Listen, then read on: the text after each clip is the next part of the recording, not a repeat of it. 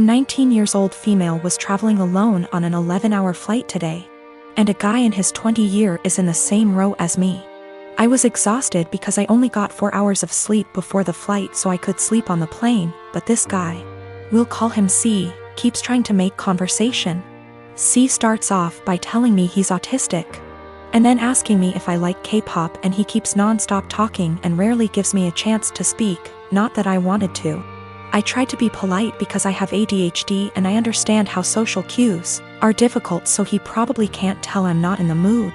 Over the course of the next 20 minutes I tell C maybe 5 times I want to sleep and put my headphones on, and each time, C begins speaking to me after maybe 2 minutes of silence. Finally, I was able to sleep for around 4 hours, but when I woke up C started up again. I'm still really tired, and I had some personal issues the day before my flight, so I'm also socially exhausted. But I let him talk for a bit before I start watching a show on my phone. I tell him maybe 5 separate times that I'm trying to watch a show, and that I'm not interested in talking to him right now, but maybe later. C still keeps trying to talk to me, and when I snap a bit and tell him I'm getting a bit annoyed, he goes into a full-on self-hating, "I'm so sorry, I'm horrible, God, I'm just gonna shut up now" rant. And I feel bad because I should have been nicer to him, and I can understand emotions being too strong and spiraling. I tell C that it's okay, and I just want some time to myself as I'm not the chattiest person, but maybe later we can talk. I put my headphones on and watched my show, but C kept trying to speak to me, but this time I ignored him, which was honestly a shitty move from me, but I just didn't have the energy at this point to interact with him. This was the wrong move, as he moved to get out of the row and stood in the aisle and began yelling at me. I didn't catch everything he said, but it was along the lines of, "Why can't women believe not all men are bad? Some men are on your side. I'm a nice guy, why are you ignoring me?" He storms off to the bathroom, and I take that chance to ask a flight attendant if I can change my seat because he really freaked me out, and I didn't want to have a panic attack on a plane. The flight attendants were amazing and got my stuff and moved me far away from him. I feel like I'm TA because he does have autism, and I could have been more patient maybe, and ignoring him was a shit thing to do. I am 33 years old. I had a serious drinking problem since a young age. My dad was an alcoholic, so booze never lacked in our house. It nearly killed me when I was only 27 and was in the for alcohol poisoning. It was too close a call, and after that things had to change. With my wife's support, I went to rehab, and proud to say I've been sober 5/1/2 YRS. My flatmate invited our friends over yesterday. It was 7 of us in total, including his friend, Mark. I've met Mark maybe 3 to 4 times over the last 2 years, and while we're friendly, I honestly don't know him that well. But you can tell he's a party guy. Likes to get loud, take shots, makes gross comments sometimes, etc. Mark brought several cases of beer and a bottle of tequila with him, so everyone was drinking and having a good time. Mark kept offering me drinks the entire night, which I'd politely decline. It's like he made it his personal mission to get me to drink by egging me on, saying every time he sees me I'm either drinking a soda/water, and it's okay to let loose sometimes. He resorted to teasing me into drinking, calling me princess. I don't know what that had to do with not wanting to drink. All my friends there knew what I was like before, how bad my drinking was, so they kept trying to steer the conversation so he'd forget about me. But every now and then he'd hand me a shot glass or a beer and would not let it go even after telling him yet again that I didn't want to drink. My wife became uncomfortable with his behavior. I think she was worried I'd actually drink.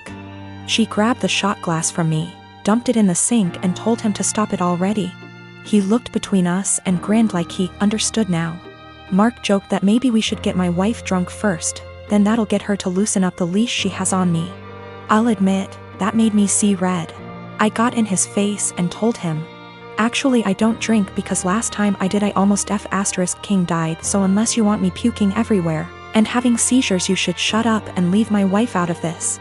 Wiped the smile off him real quick, and he apologized. The rest of night went on, and he finally left me alone. Our flatmate did confront me in the morning because he thinks I was too honest with Mark, and it wasn't his fault, he didn't know. He was just joking around, and I made him feel bad. Our other friends agree he was being too pushy and deserved being told off. My wife agrees, so he's the only one right now that's taking Mark's side. He said I could have ignored him until he gave up instead of bringing up an uncomfortable truth from my past. Now yes, I could have just told Mark the truth without full details, but felt that's none of his business and a no should have been enough. I only got carried away when he decided to include my wife in his jokes. So yes, I am wondering if I was a bit of an a-hole for what I told him instead of keeping the peace. I have been with my fiancé for 2 years. We are both 37 years old. We're getting married soon. I've only met her family a couple of times. My daughter, Judy, 16 years old, has never met them till very recently, where they hosted dinner to celebrate 4th of July, and that's when they met her for the first time. Judy has a visible burn scar on her forehead. It was due to an accident she was in when she was 9. She used to be incredibly insecure about it, to the point where I was forced to homeschool her, and it was hard trying to deal with and navigate through this rough time. Now she's doing a lot better, though some comments can really cause her to become stressed out and anxious. My fiancé knows all that and respects it. Before we went to her parents' house, I asked her to tell them about Judy and her struggle, and get to try and not say anything negative about it or possibly mention it. She said she would guarantee no one will say anything. We got to the event and they talked to Judy and she slowly warmed up to them. Everything was going well till I was dinner time. My FMIL looked at Judy while she was eating and pointed at her scar, basically asking questions about it, which made Judy lose her appetite and start to get uncomfortable. I kept sending my fiancé and her mom signs to knock it off, but to no avail. Finally, FMIL then brought up the wedding and asked my fiancé if it'd be possible to Photoshop the scar out of any wedding photos that will have Judy in them, just in case they distract viewers. I was dumbfounded. Fiancé said nothing, just stared casually while nodding. I looked at Judy and it was clear this got to her. I leaned closer and asked if she was feeling uncomfortable and that we could leave if the answer was yes. She took her time, then nodded and said, "Yes, I'm feeling uncomfortable right now." I got up and told her to get ready cause we were leaving. My fiancé, her mom and the family started insisting we finish dinner and stay, but I refused. I took Judy and got in the car and left before even talking to my fiancé. Obviously, she was pissed. She called and was angry, talking about how I disrespected her parents by taking Judy and leaving in the middle of dinner and not even saying goodbye. I told her that Judy was feeling uncomfortable with Mills' comments and questions.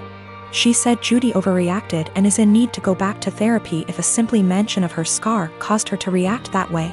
I got tired of arguing and asked her to give us some time, but she went on me and said that I have no respect for her and her family, and that what I did was irrational, and now she won't speak to me till I clear things up with her family, after ruining their celebratory dinner.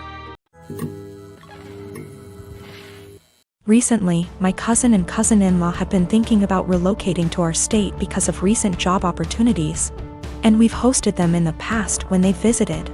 The first time they stayed with us, before my son was born. My nephew seemed to develop a strong attachment to my wife and always wanted to be near her. He drew a picture of a heart and picked some flowers from our yard and gave them to her before they left, saying he loved her. My wife thought this was sweet and gently handled his crush by telling him she would always love him as his aunt, but she was sure he would find another girl to fill his heart soon. He told her no, she was his girlfriend. This weekend, they were staying with us again, and my nephew again wanted to be near my wife every chance he got. His mom and dad noticed and told him that because my wife now had to care for our son, she couldn't pay attention to him as much as before. He got upset, telling us that she was his girlfriend, and had a meltdown, which caused my son to start crying. When my wife got up to take our son to another room to calm him down, my nephew got up to follow, and his dad had to forcibly restrain him from following them.